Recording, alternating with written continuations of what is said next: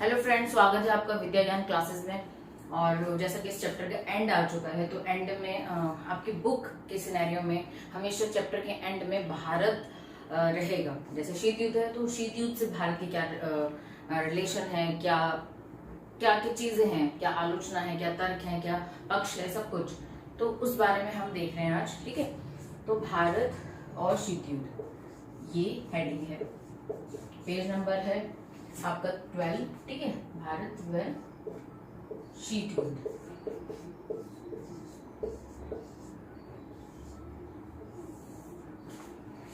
तो उसको देख लेते हैं क्या है। ठीक है, पेज नंबर 12 तो बता ही दिया। ये चैप्टर यहाँ पे एंड नहीं होता इस टॉपिक के बाद, नहीं। इसके कुछ कार्टून हैं, ठीक है, जो मैंने नहीं करवाए क्योंकि एक रिदम चल रहा था, तो उस बीच में कार्टून को करवाना थोड़ा सा रिदम टूटने जैसा था, तो इसलिए मैंने नहीं करवाया। मैं कार्टून को सबको अलग से करवाऊंगी। इससे क्या होगा, जो मैं पढ़ा चुकी हूँ वो भी क्या हो जाएगा, रिवाइज हो जाएगा। ठीक है, इसीलिए रिवीजन की वजह से मैंने कार्टून को एंड में रखा है। तो कार्टून जरूर करेंगे, कार्टून बहुत इंपॉर्टेंट है 12th क्लास के लिए, तो बहुत इंपॉर्टेंट है। ठीक है, कार्टून हमेशा आते हैं, मैथ हमेशा आता है आपकी पेपर में, तो इसीलिए। और हम तैयारी किसके लिए कर रहे हैं, एग्जाम के लिए कर रहे हैं, और किसके लिए, अपने नॉलेज के लिए कर रहे हैं। ठीक है, तो क्या है भारत और शीत युद्ध। हमने कुछ चीज पढ़ी थी, गुटनिरपेक्ष। इससे पहली वीडियो में हमने गुटनिरपेक्ष पढ़ा था। गुटनिरपेक्ष किसकी देन थी, 3 नेताओं की। भारत की बात कर रहे हैं तो भारत में नेहरू ने दिया था, पंडित जवाहरलाल नेहरू। ठीक है, बहुत और अच्छे कन्फ्यूज होते हैं। नेहरू पंडित जवाहरलाल नेहरू के फादर के लिए भी यूज किया जाता है, मोतीलाल नेहरू के लिए भी नेहरू यूज कर दिया जाता है। तो हम ठीक है, तो नेहरू ने शुरू किया था गुटनिरपेक्ष। तो गुटनिरपेक्ष ने शीत युद्ध में क्या किया था, शीत युद्ध का एंड नहीं किया था, शीत युद्ध का एंड नहीं किया था, बट क्या किया था, उसको विलंब करना, उसकी जो तनाव की रेंज थी, जो तनाव का स्तर था, उसको कम करना, इस तरह की चीजें, उसको मध्यस्थता का मार्ग अपनाना। ठीक है, ये सब चीजें गुटनिरपेक्ष ने करी शीत युद्ध के टाइम पर, और ये हेल्पफुल रही, इसीलिए गुटनिरपेक्ष का इतना महत्व है पूरे विश्व में। ठीक है, ऐसे नहीं है, सब चिंतित रहते हैं गुटनिरपेक्ष। इनफैक्ट बड़ी महाशक्तियां इसकी आलोचना करती हैं। क्यों आलोचना करती, तुम्हारा कोई स्टैंड नहीं है, इस तरह से आलोचना करती, तुम्हारा कोई स्टैंड ही नहीं है, तुम इधर भी नहीं हो, इधर भी नहीं हो, तुम्हारा कोई स्टैंड नहीं है, इस तरह से, है ना। बट हमको पता है ना हमारा क्या स्टैंड है, हमें पता है वो चीज कि हम अगर दोनों महाशक्तियों में किसी में भी एक में भी सम्मिलित हो जाते हैं, तो हमारी कंडीशन कितनी खराब हो जाएगी, हम उनकी कठपुतलियां बन जाएंगे, जो हमें नहीं बनना। ठीक है, हम स्वतंत्र हुए हैं इसीलिए नहीं कि हम किसी महाशक्ति के खेमे में मिल जाएं और वो अपने अकॉर्डिंग अपनी विदेश नीति तय करे, हमारी शासन व्यवस्था तय करे, नहीं, हमने ये चुना ही नहीं, इसलिए हमारा गुटनिरपेक्ष का स्टैंड है। ठीक है, तो और क्या बोला है, जैसे पहला पैराग्राफ है, पहले पैराग्राफ में बोला है कि भारत की 2 स्तर हैं इसके, मतलब 2 चीजें हैं जो हमने करी हैं। पहला है, भारत ने सजग और सचेत रूप से अपने दोनों महाशक्तियों के खेमों से अलग रखा, फर्स्ट ऑफ ऑल, ये तो हमें पता ही। सेकंड क्या है, भारत में उपनिवेशिक चुंगल से, मतलब हम ब्रिटिश के उपनिवेश थे ना, ठीक है, तो हम उसे चुंगल से मुक्त हुए नव स्वतंत्र देशों के महाशक्तियों के खेमों में जाने पर पुरजोर विरोध किया। तो हमने क्या किया, जो गुटनिरपेक्ष सदस्य थे उन्होंने क्या किया कि जो भी देश नव स्वतंत्र थे उनको उनका विरोध किया कि आप किसी खेमे में ना मिले। ठीक है, तो ये हमने किया। तो गुटनिरपेक्ष का ये था स्टैंड। और क्या क्या चीजें हुई, जैसे गुटनिरपेक्ष को प्लायन की नीति करके टैग किया गया, आलोचना की गई उसकी कि ये प्लायन की नीति है। प्लायन मतलब भागने की नीति। ठीक है, आप किसी सिचुएशन से भाग रहे हो, इंदिरा से सब जो हो रही है, नहीं, हम भाग नहीं रहे, हम अपना स्टैंड ले रहे हैं, हमें पता है वो हमारा स्टैंड कैसा है। अगर हम पर कोई महाशक्ति दूसरी, सपोज दैट हम पर एक महाशक्ति क्या कर रही है, अमेरिका हम पर वो कर रही है, प्रेशर कर रही है, किसी भी तरह का प्रेशर हो सकता है वो, तो हम क्या कर सकते हैं, हम दूसरी महाशक्ति पे यानी रूस पे क्या कर सकते हैं, हेल्प मांग सकते हैं कि भैया इस तरह से, तो वो उसको टैकल करेगी, हम बच गए, थैंक गॉड।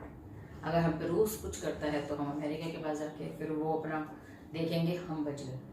तो क्या ये स्मार्ट नीति नहीं है, और हम हमारे देश के हैं ही चाणक्य, तो हमें तो ये सब आता ही है ना। तो ये स्टैंड लेना है। कमजोर है, सब कुछ हम पर है, गरीब है, कमजोर है, हमारे पास कुछ नहीं है, कोई डेवलपमेंट नहीं है, कुछ नहीं है, बट स्मार्टनेस, ये स्मार्टनेस है। आपको समझ नहीं आ रही होगी कि बट विदेश अंतरराष्ट्रीय स्तर पर जो चलता है ना, वो बहुत मतलब बहुत स्मार्टनेस है वो। और नेहरू पर ही ये स्टैंड है जो हम आज भी इसे लेके चल रहे हैं। हम पर जब यूक्रेन पर हमला हुआ, उस टाइम पर हमारी स्थिति बड़ी दिक्कत में थी कि हम किसका स्टैंड ले रहे हैं, अमेरिका का लें, रूस का लें। हम पर दबाव बन रहे हैं, स्टैंड लो भारत का। और हमें दोनों से दुश्मनी नहीं करनी, क्योंकि अपने हमारे विदेश नीति के अपने अपने फायदे हैं दोनों कंट्री से, ठीक है। तो हम कोई स्टैंड कैसे ले, बिल्कुल डायरेक्ट, तो हमने इसे फॉलो किया है, ठीक है। अभी तक बड़ी चीज है, इतने टाइम से लेके हम 1950 से लेके अभी तक इसको फॉलो कर रहे हैं, तो बड़ी चीज है, ठीक है। और क्या बोला है ये समझा ही चुकी हूँ कि शीत युद्ध की जड़ें कमजोर करी हैं। गुटनिरपेक्ष ने क्या किया है, ठीक है। गुटनिरपेक्ष ने क्या किया है, इसका मतलब है कि भारत ने क्या किया है, ठीक है, क्योंकि भारत ने ही तो डेवलप किया था ना गुटनिरपेक्ष की जो सोच नेहरू ने, तो उसी के कॉन्टेक्स्ट में मैं बता रही हूँ। और क्या चीजें हैं, बहुत सारे युद्ध में मध्यस्थता निभाई। कोरिया का एग्जाम्पल है जो पहले भी आया है 1950 में जो हुआ था, ठीक है, वो करा है शीत युद्ध के टाइम पर। और क्या है, पेज नंबर 12 ही चल रहा है, इसके राइट वाला जो है उसमें देख रहे हैं हम। गुटनिरपेक्ष की नीति ने कम से कम 2 तरह के भारत के प्रत्यक्ष रूप से हित साधना की, मतलब आपको समझ में आना चाहिए कि कैसे हमारे हित हुआ है इससे। पहले तो मैं बता ही चुकी हूँ कि अगर हमें कोई महाशक्ति प्रेशर कर रही है तो हम कैसे अपने आप को अलग रख के उन दोनों को हम बैलेंस कर सकते हैं, ठीक है। अपने को देख के कि भाई इस तरह से बचा के वो दोनों अपने आप लड़ेंगे जो भी करेंगे, ठीक है, इस तरह से हम। दूसरा क्या है, भारत हमेशा इस स्थिति में रहा है कि महाशक्तियों के खिलाफ जाए, तो दूसरी महाशक्ति ये कर चुके हैं पहला, ठीक है, गुटनिरपेक्षता के कारण, ठीक है। दूसरा पॉइंट क्या है, गुटनिरपेक्षता के कारण भारत ऐसी अंतरराष्ट्रीय फैसले और पक्ष ले सकता है जिसका हित साधना होता है, ना कि महाशक्तियों खेमों के देशों का। मतलब गुटनिरपेक्ष के चलते वो क्या कर सकते हैं, अपना प्रॉफिट देख सकता है, ना कि महाशक्तियों की प्रॉफिट देके वो नहीं, अपना स्टैंड ले सकता है। तो ये बेनिफिट हुआ है हमें इस तरह के स्टैंड लेने में। अब आलोचना देख लेते हैं कि किस तरह की आलोचना हुई है हमारी विश्व स्तर पर। सिद्धांत विहीन तो कहा ही है, फर्स्ट है। सेकंड क्या कहा है सेकंड कहा है पेज नंबर 13, भारत के व्यवहार में स्थिरता नहीं है, ठीक है। कभी थाली का बैंगन जिसे कहते हैं उस तरह से इसकी बोलते हैं कि कभी अपना फायदा देखता है तो धड़ लुढ़क जाता है, अपना फायदा देखता है तो धड़ लुढ़क जाता है, तो कोई भी वो नहीं है इसमें। महाशक्तियों के खेमों में शामिल होने, दूसरे देशों पर की आलोचना करने वाले भारत ने स्वयं सन 1971 के अगस्त में सोवियत संघ के साथ अपनी आपसी मित्रता की संधि पर हस्ताक्षर किए। विदेशी पर्यवेक्षकों ने इसे भारत का सोवियत खेमे में शामिल होना माना, ठीक है।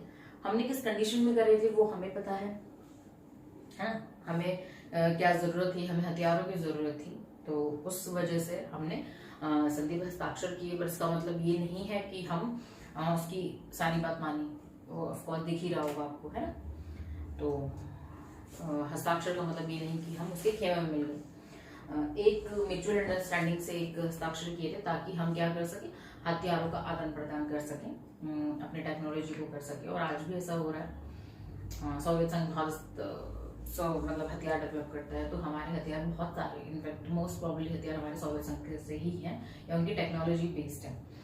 तो ऐसा नहीं है, बट हमें बोला गया कि हम, क्योंकि बांग्लादेश की उस टाइम पर लड़ाई चल रही थी, तो हमें हथियारों की जरूरत थी और उस वजह से हमने इस तरह से करा। तो ये भी हमारा अपना हित ही साधना है, भले ही जब मतलब अंतरराष्ट्रीय लेवल पर हमारा कुछ भी हो, बट हमें पता है ना हमारा बेनिफिट क्या चल रहा है ना। तो ये है। नेक्स्ट चैप्टर में हम क्या करेंगे, बस खत्म हो गया चैप्टर, आपको भारत का स्टैंड बता दिया मैंने, यही है भारत का स्टैंड, ठीक है। 3-4 पॉइंट है। गुटनिरपेक्ष ने किस तरह शीत युद्ध में अपनी भूमिका निभाई, पकड़ ढीली करी, शीत युद्ध में मध्यस्थता का मार्ग ने करवाया, ठीक है, ये सब। और भारत का क्या स्टैंड है, एक प्लस पॉइंट है, एक नेगेटिव पॉइंट। आलोचना बता देंगे कि सिद्धांत विहीन है, स्थिरता नहीं है। प्लस पॉइंट में क्या है, हम अपना स्टैंड ले सके, हम किसी भी महाशक्ति में नहीं मिले अगर हम। दूसरा क्या है, हम अपना हित साध सकते हैं। कैसे? अगर हमें कोई महाशक्ति प्रेशर कर रही है तो हम दूसरी महाशक्ति पे जाके उन दोनों को आपस में बात करवा सकते हैं, ताकि हम अपना सेफ साइड रख सकें। तो ये है, इस तरह से क्वेश्चन बनेगा। ठीक है, तो इतना ही है। नेक्स्ट में हम सोवियत संघ का विघटन देखेंगे, मतलब सोवियत संघ कैसे टूट गया और शीट्यूट कैसे एंड हो गया, और एक नई महाशक्ति उभर कर आई, वो थी अमेरिका। ठीक है, रूस बिखर चुका था। ठीक है, सोवियत संघ बिखर कर रूस नाम दे दिया गया। तो ये है आपका टॉपिक का एंड, चैप्टर का एंड। नेक्स्ट में हम पढ़ेंगे सोवियत संघ का विघटन। ठीक है, तब तक के लिए goodbye, take care, thank you. पढ़ते रहें।